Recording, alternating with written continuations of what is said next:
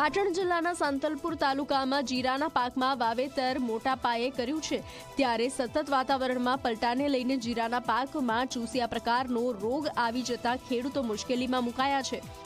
ગામના ખેડૂતોએ રોગને દૂર કરવા જંતુનાશક દવા લાવીને છંટકાવ કર્યો હોવા છતાં પણ જીરાનો પાક કાળો પડી ગયો છે અને છોડ બેસી ગયા છે।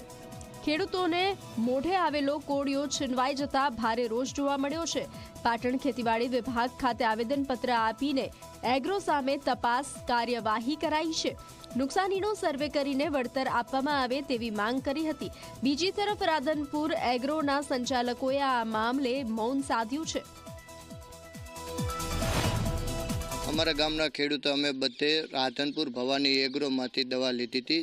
જીરામાં મચ્છીનો ઉદ્ભવ થયો તેના માટે, એટલે જે અમે દવા લીધી એનો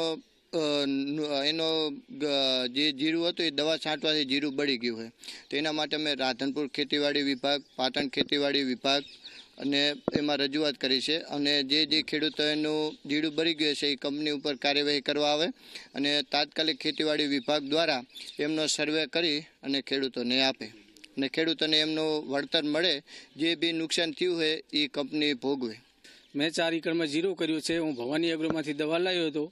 એ દવા છાંટવા મારો જીરું બળી ગયું। મેં ભેંસ વેચી નાખી, છોકરીના દાગીના વેચી નાખ્યા। તે છતાં મારે 4 થી 5 લાખનું નુકસાન છે।